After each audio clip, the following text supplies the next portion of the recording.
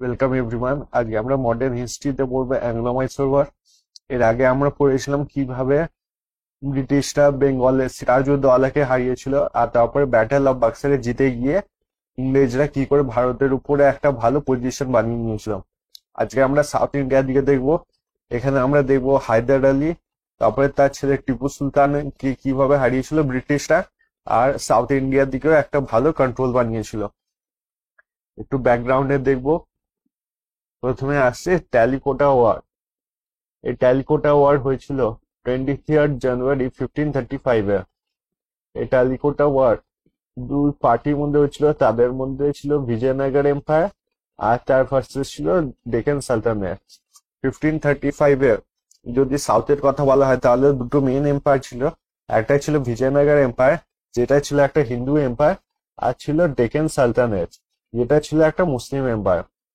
এদের মধ্যে যখন ফাইট হয় তখন বিজয়নগর এম্পায়ার হেরে যায়, আর উঠে আসে ওখান থেকে ডেকেন, জিতে যায় ওখানে ডেকেন সালতানেট। ডেকেন সালতানেটের যে রাজা ছিল তাদের মধ্যে সবচেয়ে পাওয়ারফুল হয়ে উঠলো ওয়াদিয়ার ডাইনেস্টি। ওয়াদিয়ার ডাইনেস্টির যে রাজা ছিল ওনার নাম ছিল কৃষ্ণরাজ ওয়াদিয়ার টু। কৃষ্ণরাজ ওয়াদিয়ার টু এর দুটো আর্মি জেনারেল ছিল, একটা ছিল নন্দরাজ আর একটা ছিল দেবরাজ। নন্দরাজের আর্মিতে ছিলেন হায়দার আলী। ঠিক আছে, এটা ক্লিয়ার হলো। যদি সাউথ ইন্ডিয়ার কথা বলা হয়, দুটো এম্পায়ার ছিল, একটা ছিল বিজয়নগর এম্পায়ার আর একটা ছিল ডেকান সালতানেট। ঠিক আছে, এটা দুজনের মধ্যে লড়াই হয়, আর এটাতে হেরে যায় বিজয়নগর এম্পায়ার। তখন ডেকান সালতানেটের অনেকগুলো রাজা ছিলেন, তাদের মধ্যে উঠে এলেন ওয়াদিয়ার ডাইনেস্টি। ঠিক আছে, তার মধ্যে এলো ওয়াদিয়ার ডাইনেস্টি। ওয়াদিয়ার ডাইনেস্টি যে রাজা ছিল ওনার নাম ছিল কৃষ্ণরাজ ওয়াদিয়ার। এই যে কৃষ্ণরাজ ওয়াদিয়ার। কৃষ্ণরাজ ওয়াদিয়ারের দুজন আর্মি জেনারেল ছিল, একজন ছিল নন্দরাজ আর একজন ছিল দেবরাজ। নন্দরাজের আর্মিতে ছিল হায়দার আলী। ঠিক আছে, এরপর আমরা হায়দার আলী নিয়ে পড়বো। হায়দার আলী ছিল, যেমন আপনারা জানেনই, নন্দরাজের আর্মিতে, কিন্তু ও আস্তে আস্তে নিজে পাওয়ারে ওঠে। আস্তে আস্তে ও নিজে পাওয়ার বানায়, আর্মিতে নিজে ইনফ্লুয়েন্স বানায়। তো আস্তে আস্তে ও জেনারেলের পজিশন অব্দি উঠে যায়। তখন ইন্ডিয়াতে ফ্রেঞ্চও চলে এসেছিল, আর ওই সাইডে ব্রিটিশও চলে এসেছিল। হায়দার আলী কি করলো, ফ্রেঞ্চদের সঙ্গে নিজের রিলেশন ভালো বানিয়ে নিল, আর মডার্ন আর্টিলারি যে বন্দুক হয়, তারপরে তোপ কামান, এগুলো চালানো শিখে গেল ও ফ্রেঞ্চ থেকে। আর ফ্রেঞ্চদের সঙ্গেও অনেক বন্ধুত্ব রাখলো।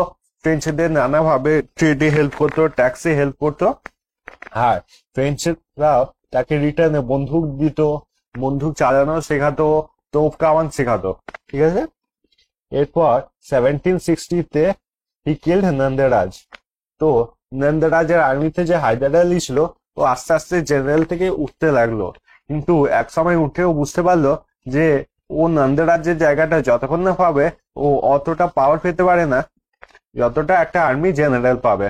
তাই জন্য সে লাস্ট অব্দি গিয়ে নন্দরাজ যে ওর হেড ছিল তাকে মেরে দিল।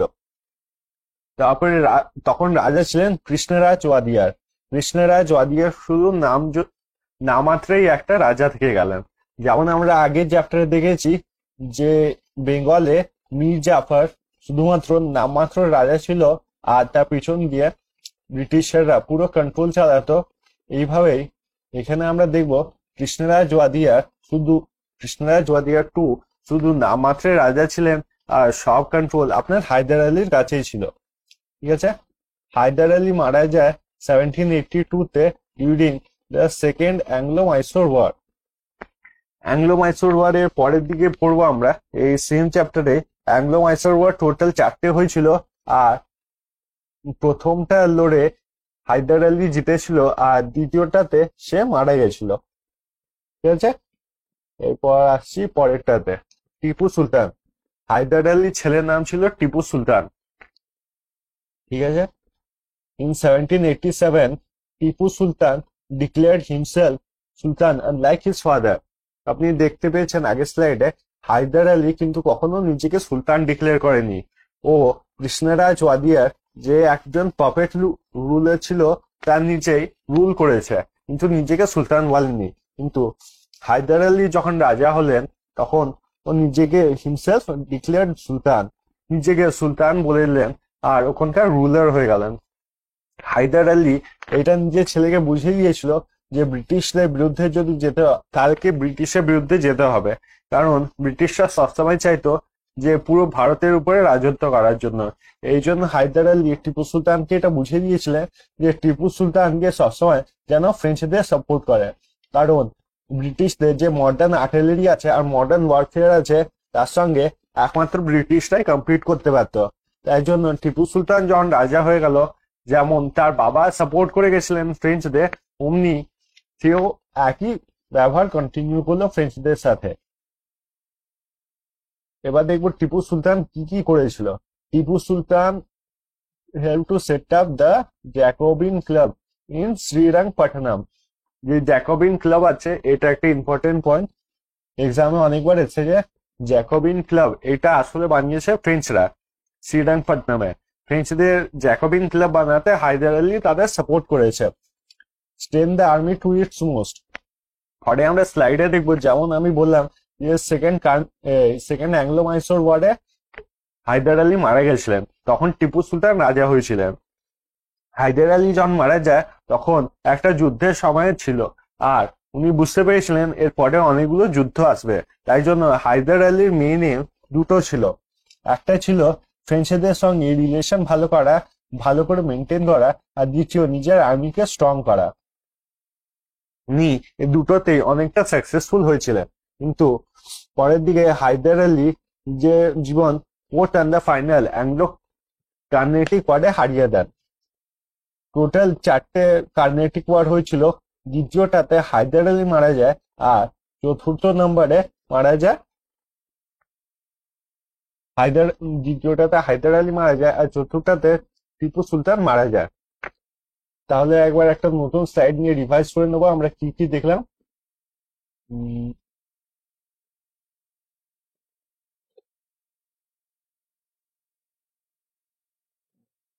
উম, প্রথমে চলে আসবো টিপু সুলতান নিয়ে। প্রথমে আসবো হায়দার আলী নিয়ে। হায়দার আলী ছিলেন নন্দরাজ আর্মির হায়দার আলী ছিলেন নন্দরাজ আর্মিতে, কিন্তু উনি আস্তে আস্তে নিজেকে জেনারেল অব্দি প্রমোট করেছিলেন। জেনারেল অব্দি যখন নিজেকে প্রমোট করলেন তখন তিনি বুঝলেন যে ব্রিটিশরা খুব জলদি ইন্ডিয়ার উপরে পুরো কন্ট্রোল করে নেবে। তাই জন্য ব্রিটিশদের সঙ্গে লড়াই করার জন্য উনি ফ্রেঞ্চদের থেকে সাপোর্ট নিলেন। এই জন্য উনি ফ্রেঞ্চদের ট্রেড ট্যাক্স এগুলোতে হেল্প করতেন, আর ফ্রেঞ্চরা তাদের আর্মি তারপরে মডার্ন আর্টিলারি এগুলোর সঙ্গে হায়দার আলীকে সাপোর্ট করতো। হায়দার আলী পরের দিকে উঠতে উঠতে একসময় বুঝতে পারে যে তার জন্য প্রবলেম ক্রিয়েট করতে পারে নন্দরাজ, তো উনি কি করলেন, নন্দরাজকে মেরে ফেললেন। হায়দার আলী আপনার সেকেন্ড কার্নেটিক ওয়ারে মারা যায়। সেকেন্ড কার্নেটিক ওয়ার, প্রথম কার্নেটিক ওয়ার যেটাতে উনি ব্রিটিশের সঙ্গে লড়াই করেছিলেন, সেই কার্নেটিক ওয়ারে হায়দার আলী জিতে যায়, কিন্তু সেকেন্ড কার্নেটিক ওয়ারে উনি মারা যান। হায়দার আলীর পর তার ছেলে টিপু সুলতান রাজা হয়। টিপু সুলতান যখন রাজা হয়েছিল তখন ব্রিটিশদের সঙ্গে টিপু সুলতান যখন রাজা হয়েছিল তখন অলরেডি ব্রিটিশদের সঙ্গে যুদ্ধ চলছিল। টিপু সুলতানের দুটো লক্ষ্য ছিল, এক ছিল ফ্রেঞ্চদেরকে সাপোর্ট করা, আর এক ছিল নিজের আর্মিকে স্ট্রং করা। ফ্রেঞ্চদেরকে সাপোর্ট করা উনি স্টার্ট করেছিলেন নিজের বাবার থেকে। উনি এটা ভালো করেই জানতেন যে ব্রিটিশ ওদের উপরে অ্যাটাক করবে, আর সাপোর্টের জন্য হায়দার আলী উনিকে বলে গেছিলেন যে ফ্রেঞ্চকে সবসময় সাপোর্ট করতে, কারণ তারা ব্রিটিশদের বিরুদ্ধে আছে। ওই একটা কথা আছে যে enemy of my enemy is my friend, তাই জন্য উনি সবসময় ফ্রেঞ্চকে সাপোর্ট করতেন। আর ফ্রেঞ্চদের যে ফেমাস আছে জ্যাকবিন ক্লাব, যেটা শ্রীরঙ্গপট্টনমে আছে, ওটাও সেট আপ করতে ফ্রেঞ্চদের হেল্প করেছিলেন। যদি আর্মির কথা বলা হয়, এখানে আপনি দেখলেন সেকেন্ড কার্নেটিক ওয়ারে হায়দার আলী মারা যায়। যখন হায়দার আলী মারা যায় সেই যুদ্ধের পর টিপু সুলতান নিজেকে সুলতান ডিক্লেয়ার করে। হায়দার আলী কিন্তু কখনো নিজেকে সুলতান ডিক্লেয়ার করেনি।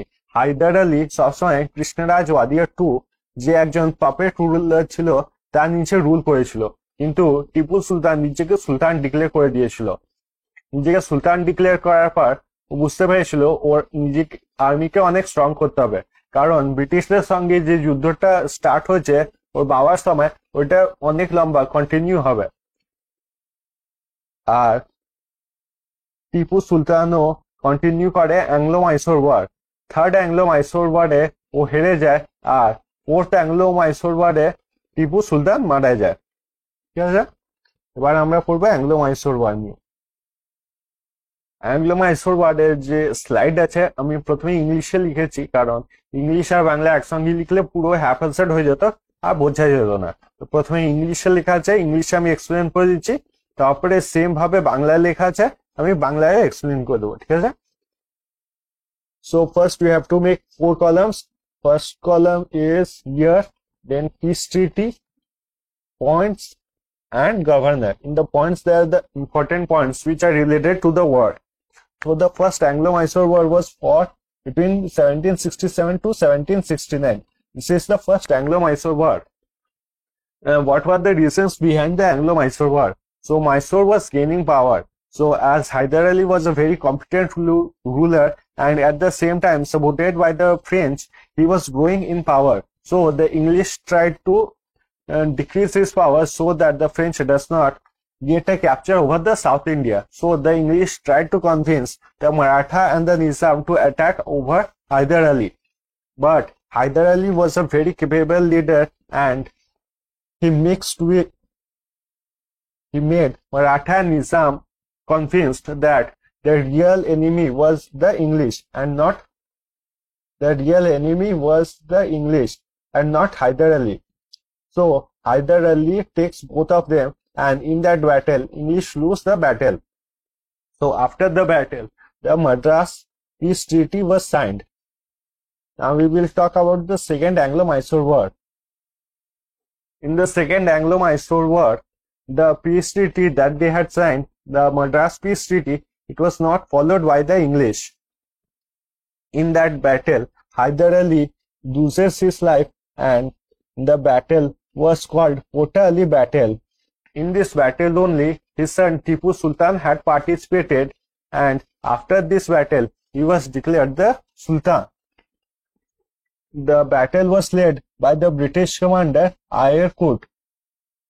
If you can remember in the class, in the last class or some previous class, I've told you that Ayr Coot was the general who fought for the English in the Anglo-French War or the Carnatic Wars.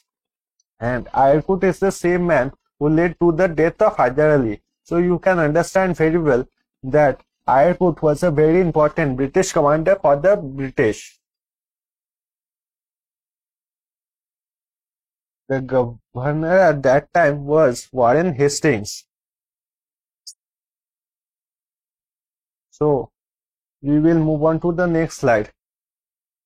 The next slide we will learn about the Third Anglo-Mysore War. The Third Anglo-Mysore War was for 2 years from 1790 to 1792. In this war, Hyder Ali had already died and the British were pressurizing upon Tipu Sultan. So Tipu Sultan went on a battle against the British. In this, the British had convinced the Nizam and the Maratha that if they support the British and then they win the war, then they will give some land to the Nizams and the Marathas. In this battle, Tipu Sultan lost the battle and Srirangpatnam Peace Treaty was signed between them. After the battle, land was given to Maratha and Nizam. In this, it is important to note that the land given to the Nizam and the Maratha was useless and no agriculture or fruitful activities could be done on that. So the governor at that time, Lord Cornwallis, said, "I have not made my friends strong but destroyed my enemies." So there are two parts of this sentence. First, I have not made my friends strong. This means that the land given to his friends, the Nizam and the Maratha, was not a useful land and it was just a piece of barren land. So He said, I have not made my friend strong, but destroyed my enemy. His enemy was Hyder Ali. So, taking the help of the Nizam and Maratha, he had destroyed Tipu Sultan, taken away his land, and broken most of his ties with the French. So he had said this statement. In the last Anglo-Mysore war, in which Tipu Sultan was continuously pressurized, the last and the final Anglo-Mysore war was fought in the year 1799, and the kingdom was brought under subsidiary alliance. By Richard Wellesley. He did not, Tipu Sultan never favored the subsidiary alliance, and he went on a war with the British. But in the last fight, Tipu Sultan lost his life. So that's the 4 Anglo-Mysore wars. Now we will look into them in Bengali. তো 4টে rho বানাও। প্রথমে বছর, তারপরে শান্তি চুক্তি, গুরুত্ব মানে যুদ্ধর কি কি দরকারি পয়েন্টস আছে ওগুলো লিখবো, আর তারপরে গভর্নর। যদি প্রথমটার কথা বলা হয়, প্রথম অ্যাংলো-মাইসোর যুদ্ধের কথা বলা হয়, তাহলে ওটা হয়েছিল 1767 থেকে 1769 অব্দি। এটার কারণ কি কি হয়েছিল এটা জানি। মাইসোর, যেটা হায়দার আলীর আন্ডারে ছিল, মাইসোরের পাওয়ার বেড়ে যাচ্ছিল। এটা অন্য রাজাদের পছন্দ হয়নি, ব্রিটিশ, বিশেষ করে ব্রিটিশদের পছন্দ হয়নি। কারণ হায়দার আলী, যেমন তোমরা জানো, যে ফ্রেঞ্চদের খুব সাপোর্ট করতো, আর হায়দার আলীর পাওয়ার বেড়ে যাওয়া মানে ইনডাইরেক্টলি ফ্রেঞ্চদের পাওয়ার বেড়ে যাওয়া। তো এটা ব্রিটিশদের একদমই ভালো লাগেনি। তাই জন্যই ব্রিটিশরা চেয়েছিল যে হায়দার আলীর উপরে অ্যাটাক করে ওকে হারিয়ে দেওয়া। কিন্তু হায়দার আলী যেহেতু খুব স্ট্রং ছিল, তাই ইংরেজরা চেষ্টা করেছিল মারাঠা এবং নিজামকে নিজেদের সাপোর্টে নিয়ে আসা আর হায়দার আলীর উপরে অ্যাটাক করা।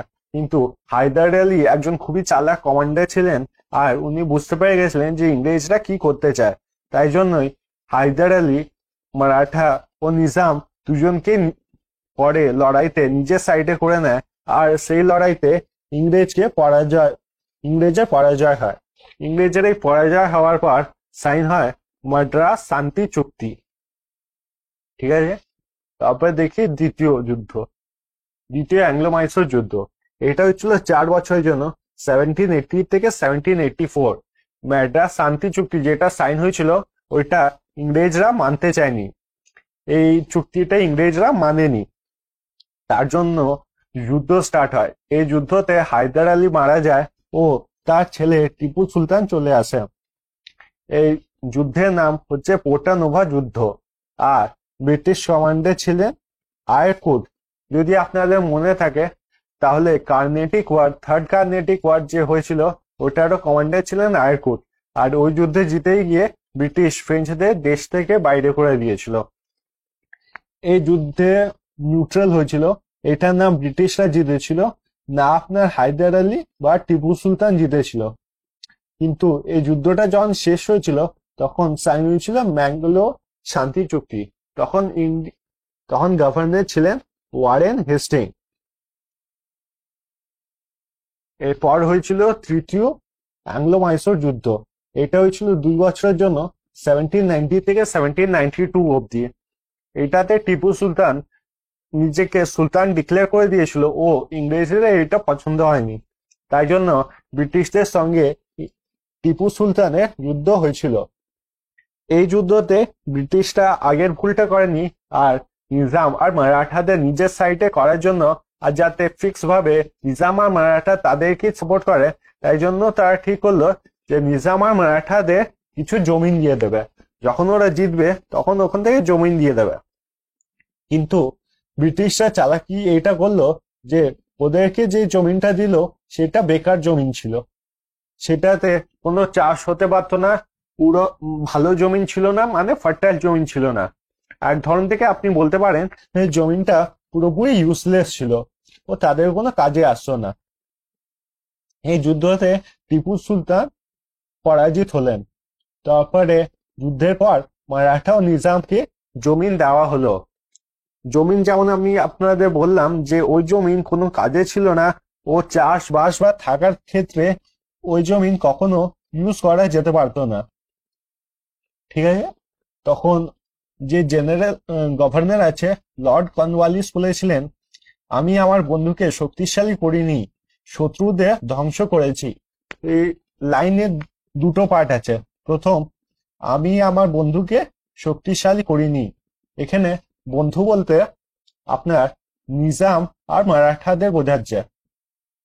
আমি নিজে বন্ধুদের শক্তিশালী করিনি। নিজাম আর মারাঠা যুদ্ধতে ব্রিটিশকে সাপোর্ট করার পর ব্রিটিশরা যে জমিনটা দিয়েছিল সেই জমিনটা কোনো কাজের ছিল না ও চাষ করার জন্য ঠিক ছিল না, তাই জন্য ওই জমিনটা দিয়ে তারা নিজাম বা মারাঠাদের কোনো হেল্প করেনি। আর বলেছে শত্রুদের ধ্বংস করেছি। শত্রু বলতে আপনারা বুঝতেই পারছেন এখানে হায়দার আলীর কথা বলা হয়েছে। ও নিজাম আর মারাঠার হেল্প নিয়ে ব্রিটিশ হায়দার আলীকে পুরো বাজেভাবে ধ্বংস করে দিয়েছিল। আর তার কাছে না জমিন ছিল, আর ফ্রেঞ্চদের সঙ্গে যেসব টাই ছিল হায়দার আলী, তার মধ্যে বেশিরভাগ তাকে ভাঙতে হয়েছিল এই শ্রীরঙ্গপট্টনম শান্তি চুক্তির জন্য। লাস্ট অ্যাংলো মাইসোর ওয়ার হয়েছিল 1799-এ। এটাতে টিপু সুলতানের কাছে আর বেশি কিছু পাওয়া ছিল না, সে প্রায় শেষ যুদ্ধই করেছিল। আর এটাতে টিপু সুলতান মারা যায়।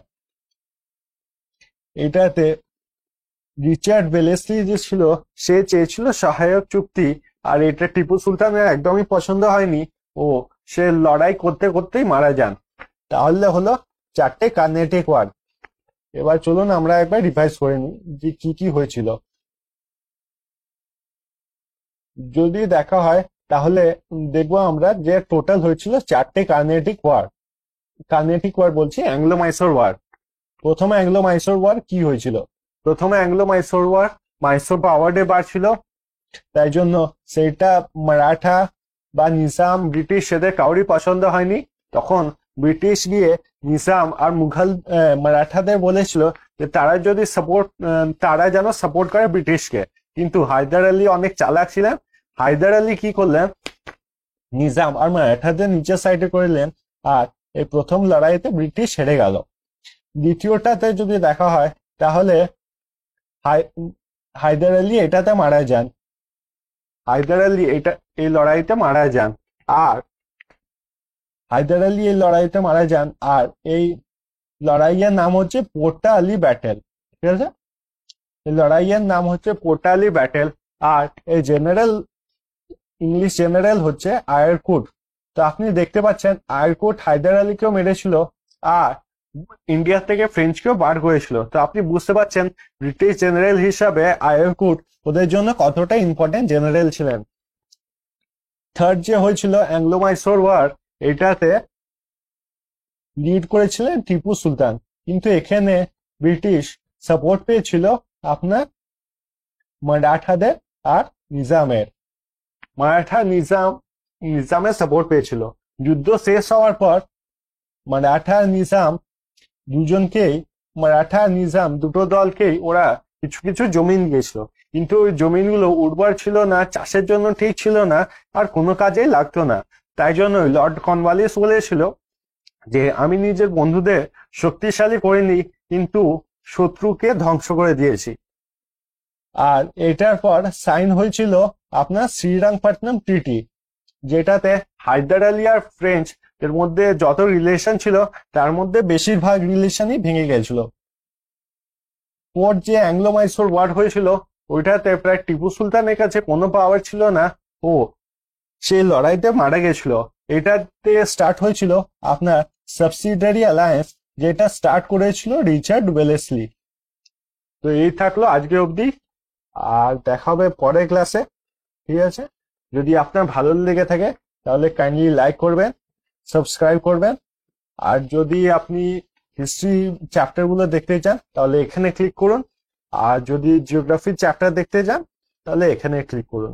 থ্যাংক ইউ সো মাচ এই ভিডিওটা দেখার জন্য। দেখা হবে পরের ভিডিওতে।